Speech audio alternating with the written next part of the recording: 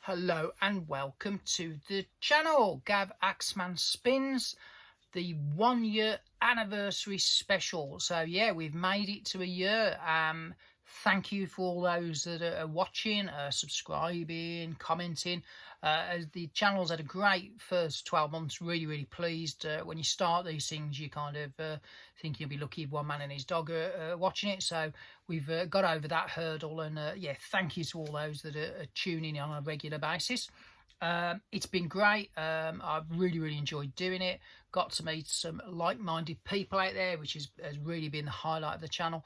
But also just sharing this insane love of buying bits of plastic, be they of the silver variety or the black vinyl variety. So the idea of this video really is to celebrate that first year by looking at my favourite records that I've picked up. So if you like, the best of the vinyl finds from around March 24 up till March 25. I've ignored stuff in the last month or so because it's a little bit unfair to judge them against stuff that maybe I've been listening to for 6 months. So but they will go into year 2 if I'm still around. Hopefully I will be. Just want to say a quick hello and a happy birthday to Morten over in Norway, who's also got a channel.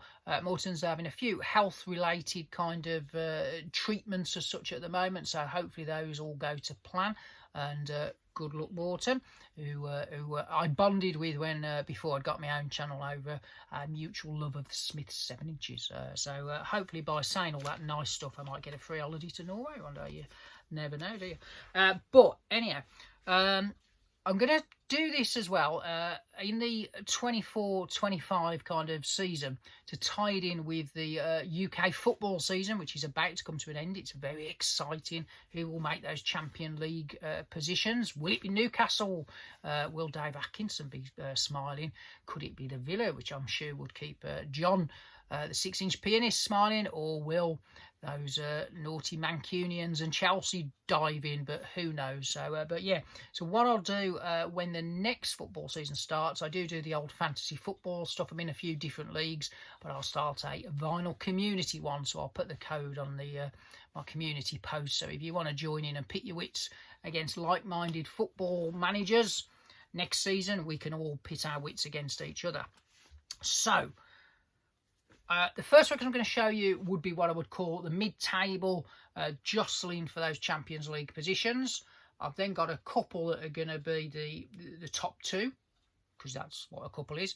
But there is also a relegation album, and I'll tell you the tale of that before we reveal the 2 albums that are jostling for the Champions kind of prize. Obviously, it's been decided in the Premier League, so who will be the Liverpool of my kind of records, so find out soon. So chasing the top 2, these are the albums that are great, that took me by surprise in a way, or were like old friends coming back and gone, I went, blimey now, that is a much better album than I remembered it for. I've done the first lot in alphabetical, so there's no outright kind of ranking or anything like that. So without further ado, let's show some records. So the first one I'm going to show you, this took me totally by surprise. I picked this up for next to nothing at a record fair, and I think I picked it up on the recommendation of John, the 6-inch pianist, who I think showed some of their stuff on his channel, and I kind of was a little bit, it's one of those bands I only really knew one song, which was a song called Party Fears 2. That'll tip you off, here it is. But this album is nothing like that, and it's a really good album, and I picked a couple up, but this is the one I've played the most. So it's the Associates, The Affectionate Punch. There is a connection to The Cure on this, that Robert Smith plays a little bit of guitar in it, and I think the bassist from The Cure is on here as well. They were on Fiction Records, which probably explains that kind of connection. Billy Mackenzie on vocals. This is an absolutely brilliant album. It's a bit gothy, it's not poppy at all, it's nothing at all like what I was expecting when I put it on the turntable.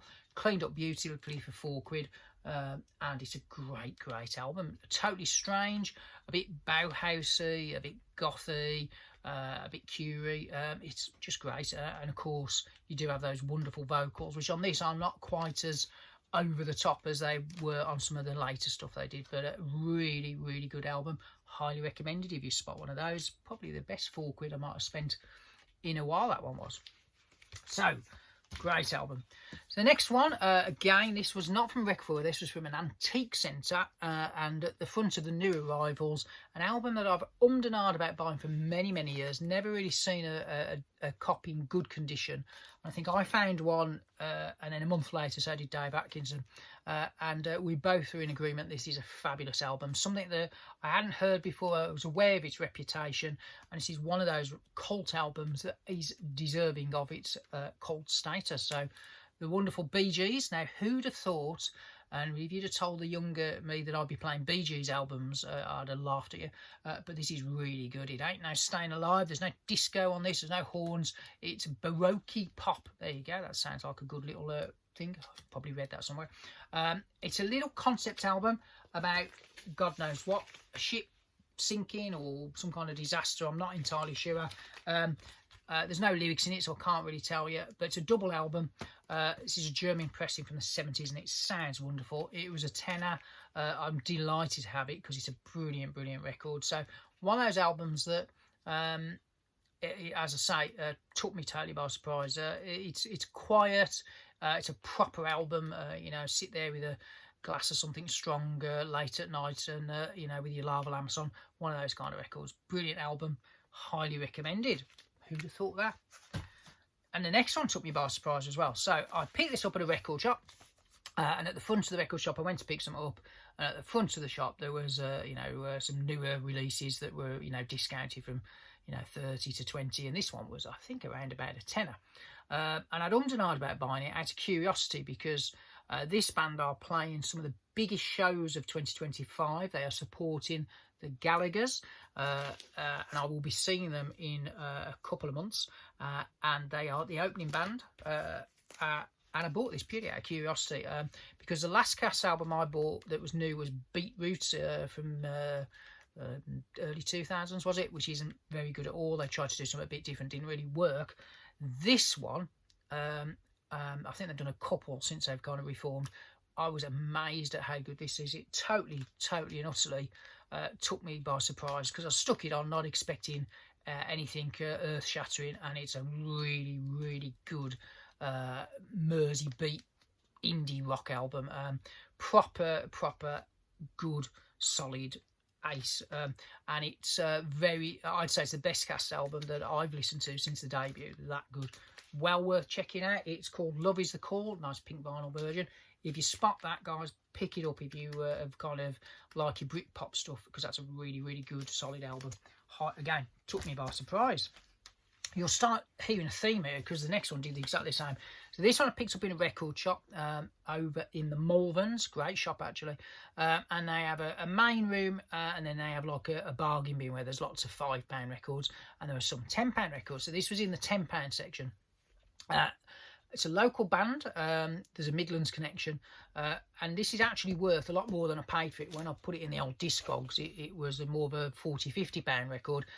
Clean as a whistle, plays beautifully for a 50-year-old album. I couldn't really ask for anything more. This sounds phenomenal as well, because rock albums from the 70s, they just kick ass, don't they? So this one, Judas Priest, their second album, Sad Wings of Destiny, on the old Gold label.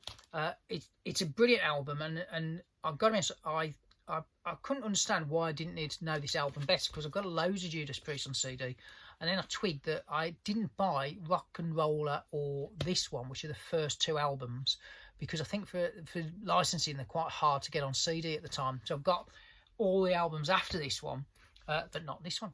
So it was a new album to my collection completely, and it's brilliant. You can see where bands like Iron Maiden maybe picked up quite a lot from this kind of stuff, but it's really, really good, and sounds wonderful. And what was nice about this, it was clean as a whistle as well. So a nice £10 find, which I think is probably worth more like 40-50 quid. So great album. 50 years old, who could believe that? And the next one's a 90s album, and again I paid I think £20 again from a record shop. And I picked this up because the stock in the shop I thought was a little bit expensive, particularly what I would expect to find for £5 or £10 was like 15-20. This one was in there for 20, and it did say near mint, and the description was absolutely accurate. It's a 90s album, so it's just before really vinyl was kind of dead on its feet, from 1993. And again, it made me reappraise this, because I bought this on CD, played it a few times, didn't think it was as good as what had gone before.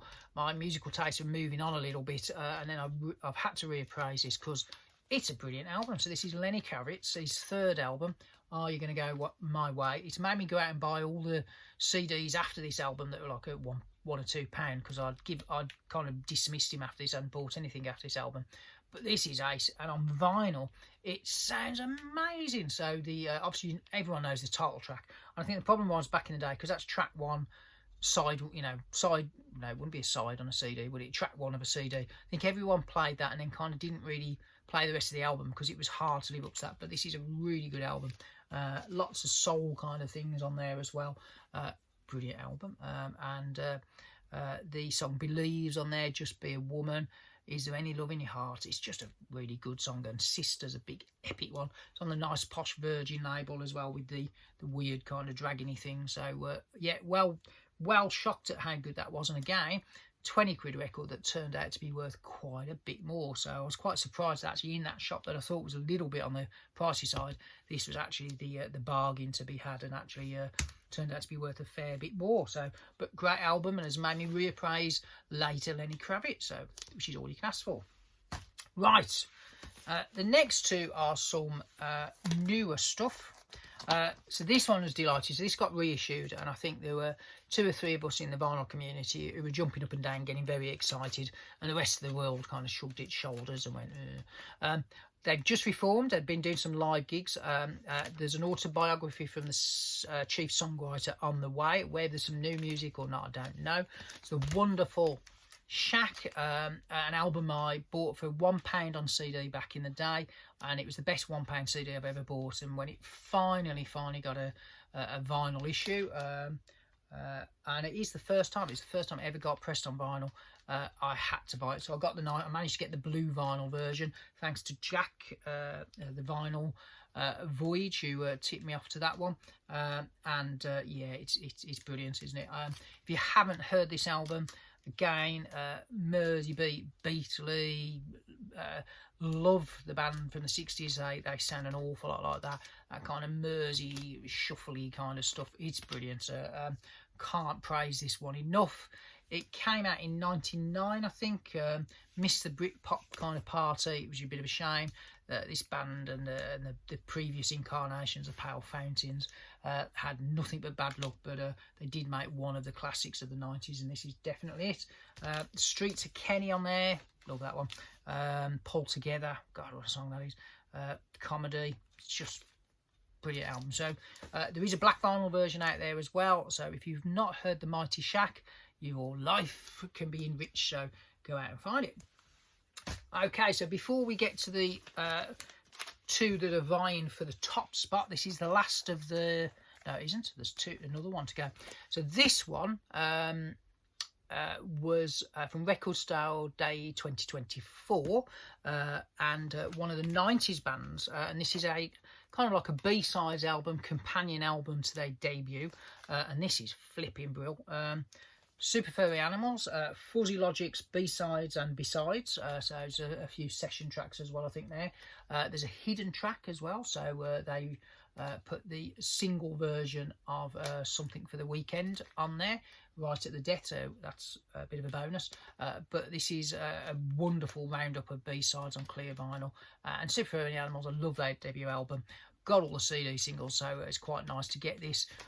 Whether it's kind of replacing the Outer Space compilation from back in the day, I don't know, but highly recommended, and that's probably my favourite Record Store Day 2024 release. And before we come on to the promised Champions League, champions of the champions, the top 2 as such, this one, this is a band that probably took me 30 years to really appreciate, because I had some of this stuff on CD back in the 90s, I had a mate who sent me a message who basically had got a free ticket to see them live at the end of 2024. And it was up the road from me, so I grabbed a freebie, bought him a couple of pints as a thank you. It might have been more than a couple actually, and saw them live. And having seen this artist live, everything clicked in, and it made me reappraise the CDs that I got, and then I've been going out buying the odd vinyl copy. So I think I've managed to pick up the first 3 albums now on vinyl. This is the second album, The Wonderful, The and Infected, and I've probably played the band the most of any band in the last 12 months, and that's the power of going to a concert that kind of blows you away by how good they are. I would actually say that they're as good live as they are on record, if not better. Wonderful vocalist, and I really listened to the lyrics on this, and I probably understood it a lot more now than I did back in the 90s. Heartland obviously is the great song on there, but everything on this is wonderful. So Matt Johnson and the gang, and I've picked up 3 of their albums in the last 12 months, but this is the one I've played the most. The one I'd really like to get hold of is Dusk, which I've got on CD, but this is great. So they're there. Right then, so before we reveal the top 2, and they're vying for which is the best album I've bought in the last kind of 12 months, one album has been very unlucky and would, I'm afraid, be cast off to the championship. They're going to get relegated. So in fact, this album I bought twice in 2024. So the first time I bought it was in the bargain bin, and I didn't check it, which is unusual for me. It was only a couple of quid. I picked it up. The cover looked immaculate. One side of the vinyl was fine. Unfortunately, when I looked at the other side of the vinyl, it looked like it had been kicked around the floor, full of scuffs. It was totally unrescuable. So off that one went to dusty bin. I kept the cover, chucked the vinyl, and I thought, well, if I spot another one with a battered cover but a better vinyl, I can do a bit of a Frankenstein job. I then found a second one, and this is that copy, which had a decent cover, and again, it wasn't a lot, about 3 quid. Commodore's Greatest Hits, bought for the wonderful Easy on a Sunday Morning. Those in the UK remember that advert, that cool chap in his loft apartment going out to get his coffee and a paper. When I was a 20-something living at home, that was my ideal lifestyle choice. Nice attractive woman in the bed, go and get some bagels or a Mackie D's, a nice coffee, and bring the newspaper back. And what more could you ask for in life? Well, what more you could ask for is a playable version of this album. So this second copy has the worst spindle hole issue I've ever had, because it's so kind of tight. If I get it on the record player, I can't get the bloody thing off again. So unfortunately, although it's clean as a whistle and both sides play fine, to kind of get it on the turntable and off the turntable, I got one of those acrylic things, is an absolute nightmare. So this now, I'm trying to find copy number 3. Until then, I'm afraid the Commodore's Lionel & Co, it ain't easy, because I can't get you off the turntable once you're on there. So you have been relegated to the championship of 2025 season to 2026. Will they return? Who knows? So sorry, Lionel & Co, you are gone. But let's look at the top now. So the 2 albums, so when I thought about doing this video, the 2 albums I knew I'd played more than any other, and I've played them, both of these are both vinyl copies. I've played them in the car on Spotify, but at home I've really hammered both of these records on the old vinyl turntables, because they, for different reasons, are just brilliant records. One is a new release, one is an album I found for £5 at a record store, and I was out with David Atkinson, and Dave picked it up and put it back down again, and I nearly did a jig of delight when he did that, because I ran over and thought, oh, I've been after that for ages. I'd seen it before second hand for about 20 quid, so to see one for £5 I was well happy. The other one was a brand new release in 2024. Number 2, the runners-up, the Arsenal, if you like. It might not be Arsenal, but the Arsenal of 2024-2025 for me is the wonderful Cure, and this is their latest album. Massive gap between this and the one before. I don't really need to say too much more about this. Everything about this release was brilliant. The live show, the build-up, record itself is wonderful.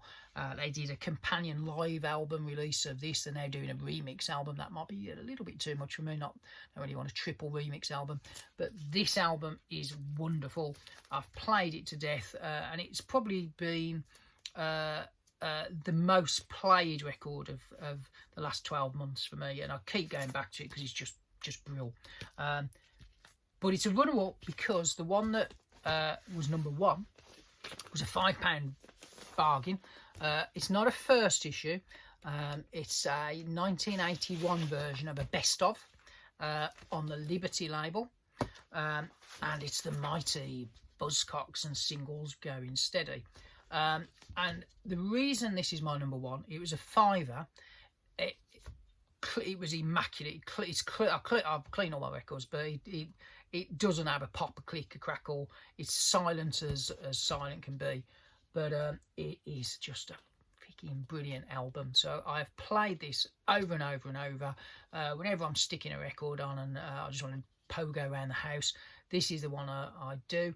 I've had a CD version of this for years, but the CD version has a load of extra tracks, which actually slightly devalues it. This original vinyl version just rocks. So that is my, I suppose you could say, the title winner of the 24-25 Gav Axman Spins first year channel anniversary. £5 from a record shop, I think in Ludlow, Modlang, in their bargain bin. It's brilliant, and the best £5 I've spent in the last 12 months.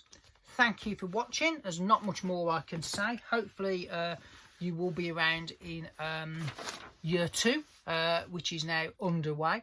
The 200th video is on the way. We're on the rush and the push for the 1,000 subscribers. Will I get there in the next 12 months? Hopefully. Some other plans. I might be going and doing a bit of filming at a local mod meetup, so with some scooter boys, so that could be interesting. Hopefully I'll come out alive. Hopefully they don't know I also like a lot of heavy metal and stuff, and yeah, there's other stuff in the works that should come off, some more vinyl community meetups, that type of stuff. So I'll keep you posted. In the meantime, 20 odd minutes in, thank you for all those that have supported me in the first 12 months, and hopefully you'll stick around and carry on for the next 12 months. So Gav Axman Spins over and out, and I'll see you on the next one.